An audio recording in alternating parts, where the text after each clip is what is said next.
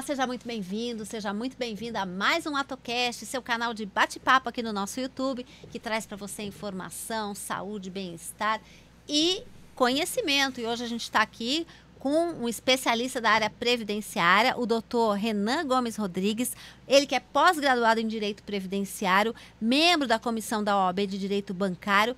Tudo bem, doutor? É um prazer ter o senhor aqui novamente conosco aqui, né? Mas para bater papo, para falar sobre uma questão que aflige muitas pessoas e traz muitas dúvidas, que é a aposentadoria, né? Sim. Boa noite, Mari. Primeiramente, boa noite a todos que estão assistindo. Estou aqui para esclarecer as dúvidas que tivesse. Mas normalmente, o que as pessoas têm mais dúvida, né? Muitas questões que muitas vezes são muito pontuais, muito específicas e relacionadas a uma categoria profissional ou relacionadas realmente ao tempo de serviço de uma pessoa, mas muitas dúvidas surgem, né? Principalmente com relação à previdência de uma forma geral. Quais são os principais tipos de aposentadoria disponíveis no Brasil hoje? Só para a gente começar a introduzir esse bate-papo. Tem as aposentadorias programadas, né? Que são as aposentadorias por tempo de contribuição, que foram extintas agora com a reforma da Previdência, mas porque foi colocada agora a aposentadoria por idade, exigindo o tempo de carência e mais o tempo de contribuição para somar com a nova alíquota que eles colocaram. Então, a reforma da Previdência trouxe bastante sentido nisso, que veio extinguir a aposentadoria por tempo de contribuição. Ela, na regra de transição, continua apenas para a regra do pedágio, que é, por exemplo... É esse tempo, né? Antes era assim, homem 35, mulher 30, né? Tempo de contribuição. E ela conseguia se aposentar sem ter uma idade mínima, o que está acabando hoje em dia. O que traz ainda o tempo de contribuição é quando já tem o direito adquirido, por exemplo, na regra de pedágio de 50%, aonde quem tinha direito, que era as mulheres, quando tinha mais de 28 anos de contribuição, faltando menos de 2 anos para se aposentar, antes da emenda, então ela tinha que cumprir o tempo que faltava para atingir os 30, mais 50% do tempo que faltava, depois de completar 30 anos, para atingir essa regra.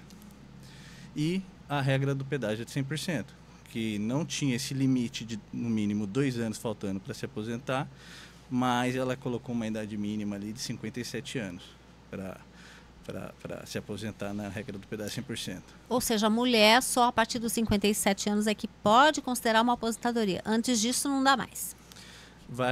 Aí varia de cada situação específica também, porque tem a questão do tempo de cada trabalho. Categoria profissional também?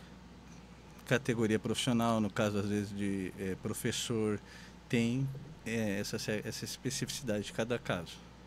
Muito bem. E algumas alterações também aconteceram assim, de forma pontual, como, por exemplo, a alteração de cotas da pensão por morte, né? Você podia explicar como é que funciona isso? Porque, assim, antes da reforma, a pensão por morte ela funcionava com 100% do benefício da pessoa que deixou o valor para o cônjuge ou para descendente. Vamos dar uma situação específica para as pessoas poderem entender melhor, doutor. Vamos supor que uma viúva, né? Ela tem 3 filhos. E aí, quando o marido falece, quem tem direito à pensão? Quantos por cento ela tem e quanto os filhos têm direito? E o que acontece quando um dos filhos atinge a maioridade de 21 anos, por exemplo? Assim, antes era 100% do benefício que a pessoa recebia. Com a nova regra agora, começa com 60% mais 10% por dependentes. Para cada filho. Então, por exemplo, se ele recebia 5 mil, em vida, com falecimento, a viúva receberia 5 mil. Agora é só 60% desse valor. Sim, como ele tem 3 filhos, se for 3 filhos menores de idade, fora da condição de dependente, dentro da condição de dependente, eles vai receber mais 10% por filho por dependente. Então, ela começa com 60%, no caso ali, mais 3 dependentes, vai para 90%. Quase 100%, então ela vai receber aí os 4.900, é isso? Isso. Mas aí, quando uma dos dependentes completar 21 anos, o que acontece? Perde o direito a esses 10%? Perde o direito. Isso na lei atual. Vai reduz a alíquota lá de 90, vai caindo por 80 a cada medida que os filhos vão completando a maioridade. Aí vai caindo. Isso é uma regra nova, doutor? Veio com a emenda de 2019, que entrou em vigor em novembro de 2019, salvo engano. E o senhor tem visto muitos casos desse tipo acontecer? Tem bastante situação, né? A pessoa se espanta com essa alteração, porque sempre contava que fosse receber o valor integral, né? Mas já no começo era mais espantoso. Hoje em dia as pessoas já estão tomando conhecimento, como já fazem aí praticamente 5 anos e meio quase dessa alteração, as pessoas já estão... O que acontece é que as pessoas ainda não se adequaram às novas regras da aposentadoria. Por exemplo, essa questão de idade mínima, a idade mínima progressiva, que a cada ano soma 6 meses para a pessoa se aposentar. Como é que é isso? Explica. Em 2020, a mulher se aposentava com 55 anos, né? Com 60 anos. Até 2020 era possível com 60. É verdade, porque depois passou a ser 62. Isso. Aí o que acontece? O homem com a idade mínima progressiva, ela varia, vai subindo 6 meses por ano, que a pessoa vai atingindo. 2021 sobe 6 meses, 2022 sobe 6 meses. E aí também tem a regra de pontos, que soma o ponto, que é tempo de contribuição mais idade. Então, salvo engano, para homem começou com 96 e desde 2020 foi 97, 2021 97, 2022 98. Aí sobe 1 ponto por ano. E se a pessoa estiver trabalhando, sobe 1 ponto por ano para ela se aposentar. Mas ela adquire 2 pontos por ano, porque é 1 ponto por idade e 1 ponto por tempo de trabalho. Por tempo de serviço. Tempo de contribuição. Entendido. Isso também é uma alteração importante. Né? Até é importante destacar que não é mais questão de tempo de serviço, porque, por exemplo, a pessoa pode contribuir como facultativa, ela não está trabalhando, mas ela pode ficar pagando o carnê ali e adquirir nesse tempo necessário. Ô, doutor, tem muita gente que fala, mas eu não paguei, eu não contribuí, mas agora eu quero contribuir para conseguir uma aposentadoria. Não é possível fazer isso, né? A pessoa tem que contribuir enquanto está nativa, enquanto está trabalhando. Não adianta depois chegar e falar, eu quero pagar 10 anos que eu deixei de pagar para ter uma aposentadoria. Não é possível fazer isso, né? Não é possível, você fala assim, ela pegar 10 anos lá para trás e querer... Quitar essa... Tipo assim, indenizar, que seria chamado, mas não, se ela não tiver... A não ser que ela tivesse uma empresa, um trabalho que ela deixou de contribuir e tivesse dentro da qualidade segurada. Se ela perdeu a qualidade segurada, não adianta ela contribuir, porque pode até contar para tempo de contribuição, mas não vale para carência, são coisas distintas. Por exemplo, hoje a carência são 180 meses. Então, a pessoa não adianta ela ter 180 meses de tempo de contribuição, que é diferente, e não ter os 180 meses de carência, que ela não consegue se aposentar. Então, a pessoa perdeu a qualidade segurada. Isso acontece, por isso que é muito importante procurar especialista, porque a pessoa ela vai lá, o INSS não quer saber. Ela apresenta que quer pagar esses 10 anos, o INSS emite a guia para ela pagar, com juros e tudo. A pessoa paga e quando vai ver... Achando que vai conseguir se aposentar e... Não consegue, porque esse tempo que ela pagou, ela não estava na qualidade segurado, ela vai ter que... Não tem como demonstrar que ela exerceu uma atividade. Então, não valida como... Se não conseguir demonstrar que exerceu a atividade, não valida nem como tempo. E não tem devolução desse valor, por causa do sistema contributivo da Previdência. Daí a gente entra naquela questão do quanto é importante, né, planejar a aposentadoria, que é exatamente o seu trabalho, né, doutor? Sentar antes, pegar uns anos antes, 1 ou 2 anos antes de aposentar, sentar com um especialista em direito previdenciário e fazer esse planejamento da aposentadoria. Por que isso é fundamental, na sua opinião? Porque com essas mudanças, por exemplo, antes o homem se aposentava por idade, com 65 anos e 15 anos de contribuição, né, no caso de carência. Quando ele se aposentava com 15 anos, ele começava a aposentadoria dele. Era uma alíquota de 70% do salário de benefício. O salário de benefício é a soma, antigamente era 80% dos maiores salários de contribuição, pegava os 80%, somava e tirava a média, né? Somava lá, dava, vamos supor, 180 salários, somavam eles e dividia por 180. Tirava a média. E aquele seria o valor que ele iria na receber. verdade, como era 80% dos maiores, então você podia descartar 20% dos menores. Então chegava, tirava essa média, ali ficava o salário de benefício. Pegava esse salário de benefício, começava com uma alíquota de 70% mais 1% ao ano de contribuição.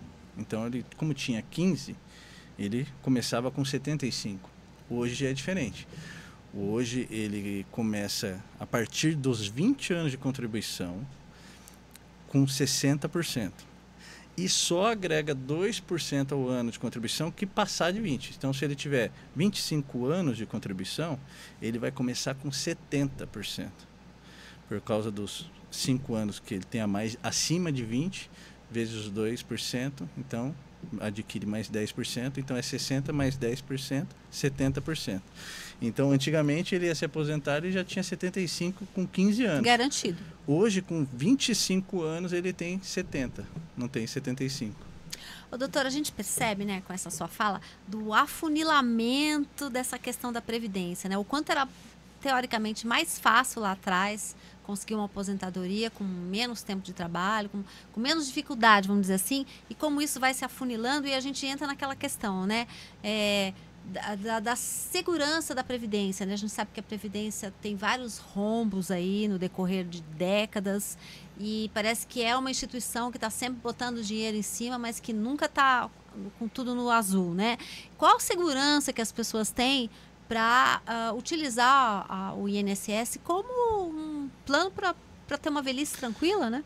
O INSS, isso aí é complicado, no sentido, é praticamente um mito. Uma coisa que nunca vai quebrar é a Previdência. O que não vai quebra mesmo? Ai, graças a Deus, gente. Porque, olha, dá medo, né? Dá porque medo. assim, o que acontece? Ela tem diversas fontes de custeio. Né? Por exemplo, o próprio COFINS que as empresas pagam no fornecimento dos produtos para garantir a Seguridade Social, né? E a Previdência. Então, assim, o que vai acontecer? O que é o perigo, assim como aconteceu na Argentina, no governo anterior do Fernandes, acho que é Augusto Fernandes, que é o valor do benefício não ser suficiente para custear o custo de vida da pessoa devido à inflação. O problema grande é a inflação. Agora, dinheiro... Vai comendo a aposentadoria. Por quê? Né? O que acontece? Além de aumentar a taxa de arrecadação, o que gera custo, que gera inflação, diminui o poder de compra. Sim. Né? Então, porque a pessoa, como sobe o preço, por exemplo, dos alimentos, dos produtos... Ela não acompanha, porque o salário é sempre aquele e ela tem um reajuste por ano, é isso? Sim. Sem contar que ainda desconta o imposto de renda desse pobre coitado que pagou imposto a vida inteira, né, doutor? Sim, que nem um caso interessante, por exemplo, para se procurar um escritório, quando a pessoa tem doenças graves que está no rol taxativo, da agência, que para pedir a isenção do imposto dos aposentados, como pessoa que tem câncer, tuberculose ativa, fibromialgia, tramitando um tema na TNU que é para colocar ela no rol. No rol, porque é uma doença terrível, entre realmente outras, incapacitante. Então, entre outras doenças que estão listadas lá, o que acontece? Ela fica isento de pagar o imposto de renda, ser descontado o imposto de renda do benefício e se a pessoa tem, eu não sei, 3, 4 anos para trás que começou a doença, descobriu o câncer, ela tem direito a ser restituída desse imposto de forma integral ali, desde 5 anos, desde o começo da doença até o pedido da restituição também. Então, além de parar de pagar, além de parar de ser descontado, ela tem direito a receber o que ela pagou. É interessante, e é muito importante que isso seja feito, né, para essa categoria de pessoas que contribuíram a vida inteira, né, ajudando a sociedade a crescer, trabalhando como funcionários, e o quanto essa categoria é desvalorizada, né, quando a aposentadoria chega, né. Eu vejo muitas queixas de pessoas, é justamente isso, a diminuição do poder de compra, que a inflação vai comendo e você não tem nenhum recurso para restituir esse valor, e aí acaba minguando, até chegar num ponto que você praticamente só sobrevive com aquele salário, né, vamos dizer assim. Sim, né? sim. Tem muitos casos assim, né, doutor? Sim, e tem gente que chega, por exemplo, está aposentado, aí adquire, infelizmente, vem um infortúnio de vir uma doença dessa, que se tornar ela incapaz, ela no sentido de viver de forma independente, sozinho, ter dificuldade de se levantar, precisar de tratamento, de ajuda para fazer as tarefas de cotidiano, ela pode também pedir um adicional de 25% do valor do benefício dela, e se junta aos documentos, demonstrando a necessidade, pelo menos para tentar minimizar aí os efeitos dessa situação aí que é.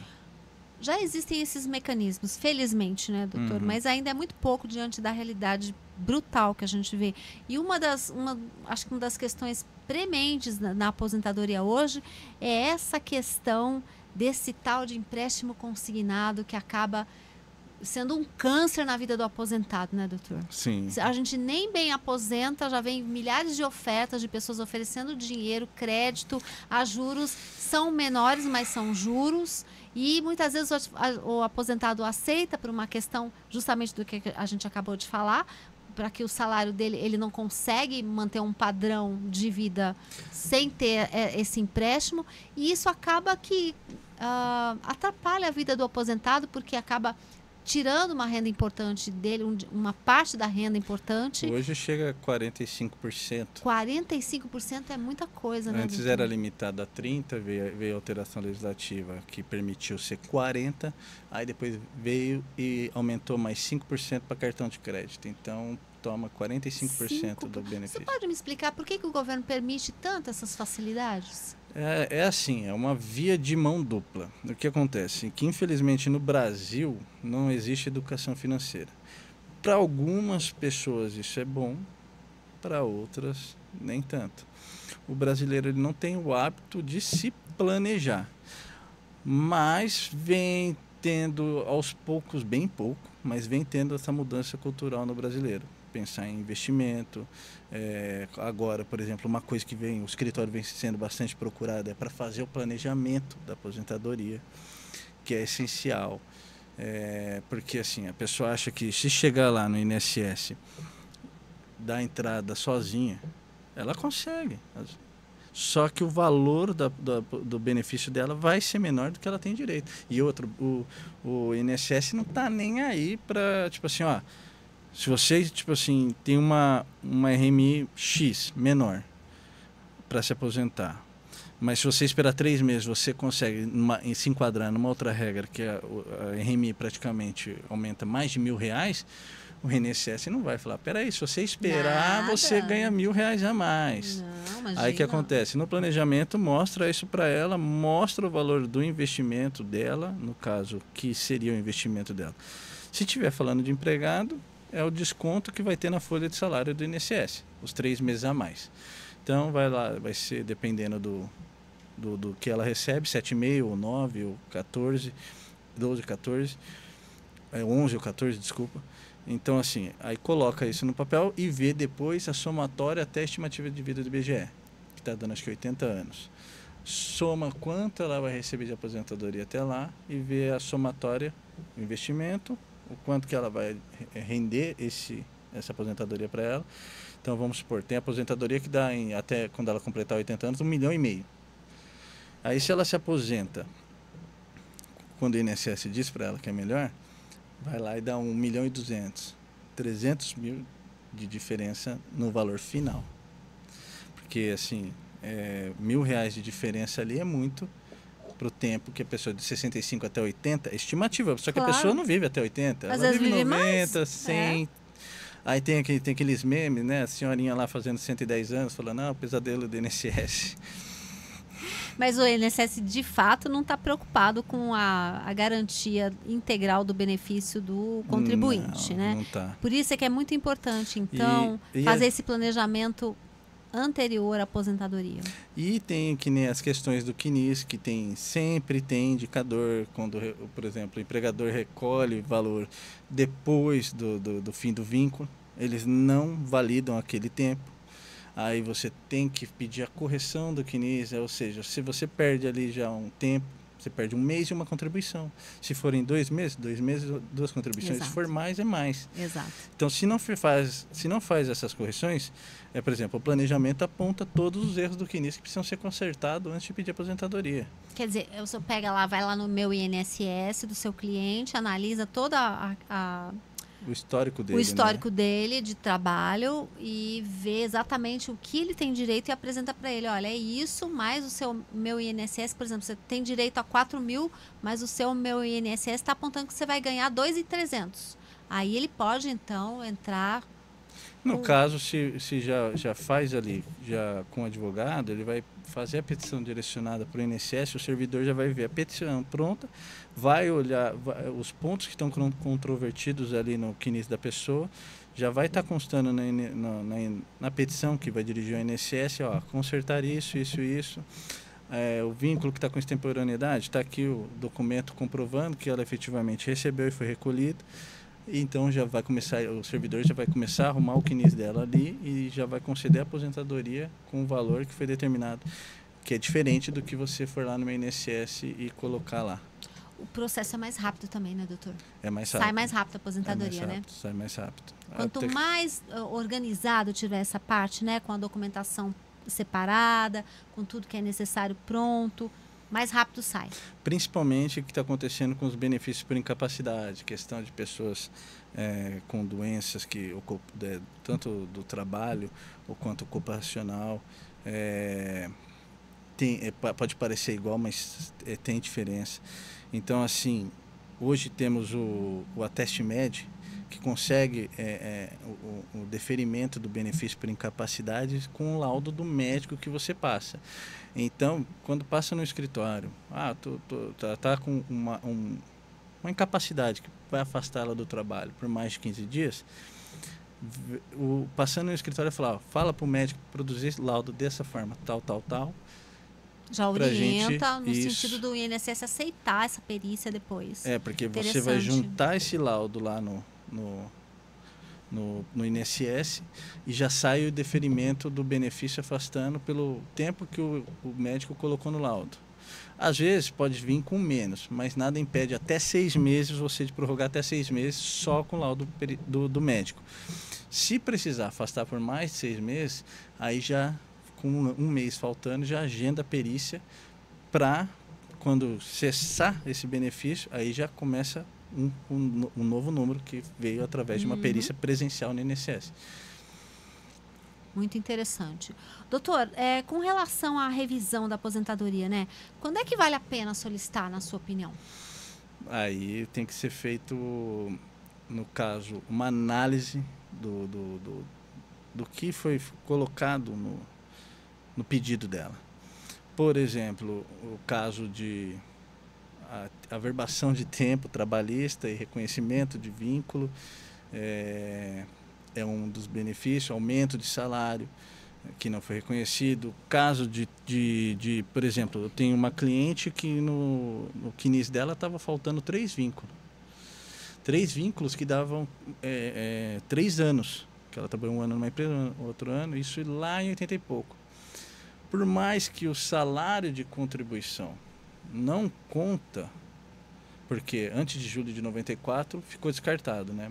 Porque teve a morte da revisão da vida toda, aquele absurdo todo que aconteceu no Supremo.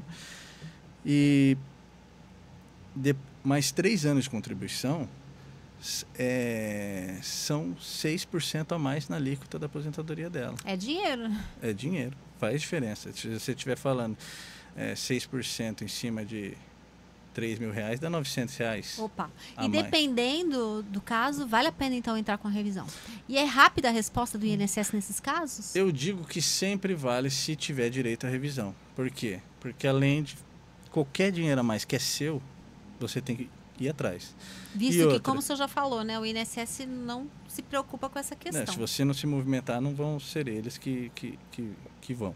Aí, além de aumentar, você pega para trás até 5 anos, você soma aquele valor que eles deixaram de te pagar, que era para ter sido reconhecido quando você deu entrada no requerimento, que eles não reconheceram, e você consegue receber esses 5 anos para trás aí de forma integral. Então, às vezes dá um bom valor. Compensa, né? Compensa. Doutor, vale a pena complementar o INSS com uma aposentadoria, uma previdência privada, na sua opinião? É uma questão que depende. Depende do planejamento da pessoa, depende quanto tempo ela vai fazer. Eu acredito que se a pessoa tem essa pretensão, eu sou meio suspeito para falar, mas eu diria que compensa ela procurar outras fontes de investimento do que a previdência privada. A previdência que a gente tem, o regime geral, é obrigatório. Agora, essa previdência privada não é. Então, você tem outros tipos de investimento que vai te dar uma rentabilidade maior. Então, o senhor acredita que é melhor procurar outras fontes de investimento? Quer dizer que a previdência privada não é muito segura? Não, segura é que o retorno você consegue... Se a pessoa tem essa cabeça de se preocupar, eu acredito que ela pode pesquisar um pouco mais e achar outras fontes de investimento mais viáveis. Quais são os direitos previdenciários pouco conhecidos que a população deveria saber, na sua opinião? Desculpa, como? Quais são os direitos previdenciários pouco conhecidos que a população deveria saber e não conhece? Na sua opinião, né? A questão que tem muita... No caso, assim, que eu vejo que as pessoas não sabem, é a questão da carência. A pessoa, às vezes, deixou de trabalhar, ela trabalhou 10 anos numa empresa. Ela fica com qualidade de segurado por 2 anos. Aí, vamos supor, ela está desempregada, procurando emprego, não consegue. Faz cadastro, aumenta mais 12 meses. 3 anos, então ela tem qualidade de segurado. Aí, às vezes, ela adquire uma doença. E ela fala assim, putz, tô lascada, porque não estou trabalhando, então não tenho direito a pedir um benefício.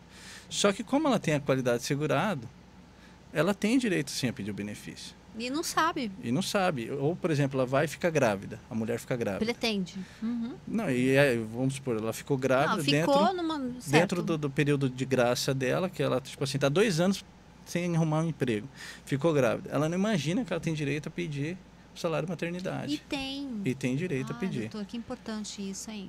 Então, eu acho que muita gente é pego nesse sentido, de desconhecer que esse período de graça que ela tem, que é como se fosse um seguro, mas quando cessa, quando ela deixa de pagar, ela ainda fica segurada por mais um tempo. Muito importante, muito interessante. Nesse ponto, dizem que o INSS é uma mãe, nesse ponto. Doutor, como é que você se interessou por essa área? Para a gente encerrar nosso bate-papo aqui, mas uma pessoa tão jovem, né? Trabalhando com essa questão previdenciária, que é verdade, né? Que é mais para pessoas assim que realmente estão já pensando no final da sua vida, o que vão fazer com aquele dinheirinho ali, né? E por que o senhor se interessou por essa área especificamente? Eu posso dizer assim, eu comecei minha carreira trabalhando no direito criminal, né? E fiz pós-graduação, mas eu tive muita dor de cabeça, comparecimento em delegacia de madrugada. Direito criminal não deve ser mole também não, né? Então, assim, eu resolvi, aí a gente tem um escritório, minha mãe é advogada também, previdenciarista, tem a sócia nossa lá que é trabalhista. Então, muito boas também, muito boas. E previdenciarista. Então, você cresceu nesse ambiente? Então, assim, fui vendo a área e fui vendo, falando assim, nossa, tenho muito o que fazer. É uma área que é gostosa de trabalhar, é muito gratificante, você consegue o benefício para a pessoa, o jeito que a pessoa fica, você cria até amizades nesse campo. E foi indo, e a vontade de fazer mais e expandir é crescente. Muito bom. Bom, doutor, eu quero agradecer, então, pela sua participação aqui no nosso AtoCast. Muito obrigada, foi muito esclarecedor. E está convidado a voltar outras vezes aí. Quem quiser entrar em contato, saber como é que fala com o senhor, se eu tenho Instagram ativo, como é que as pessoas fazem para entrar em contato com o seu escritório? Posso pegar meu celular só para lembrar, que é mais fácil para... A nossa assistente aqui vai passar para a gente. Vamos lá. Pode falar. Para lembrar como está. Tá no Instagram com todas as prerrogativas ali, tudo certinho, né? E com o escritório físico também. Sim. Então vamos lá. É o Renan Gomes, _ADV. Renan Gomes, _ADV. Esse é o Instagram. Isso. E seu escritório fica onde, doutor? Fica ali no Concept, ao lado do shopping. No Narciso Iag, né? Isso, no Narciso Iag Guimarães, ao lado do shopping, é o Concept Office, 3º andar, sala 309. Ali é o escritório que eu tenho, sociedade, que chama o escritório lá Gomes Garcia. Uhum. Inclusive, se entrar no meu Instagram, tem bastante postagens de lá também, né? Quem quiser saber mais a respeito de tudo que a gente comentou aqui, é só entrar no Instagram, que tem todos os esclarecimentos lá, tira dúvidas, né? E tem o contato, não é isso? Tem, pode mandar mensagem por lá ou pode mandar mensagem também pelo WhatsApp. Tem o botão ali no próprio Instagram? No já próprio entra perfil na do conversa Instagram. por ali. Sim, aí tem o WhatsApp ali, é só mandar uma mensagem que a gente está pronto para atender lá o que precisar. Muito obrigada, doutor. Para você que ficou com a gente até agora, muito obrigada pela companhia. E semana que vem a gente tem mais assuntos aqui no nosso AutoCast para você. Uma ótima noite, um ótimo dia, uma ótima manhã, uma ótima tarde. Se você puder ver aí depois, a gente agradece. Se inscreve no nosso canal e participa aqui do nosso bate-papo. Muito obrigada e até uma próxima.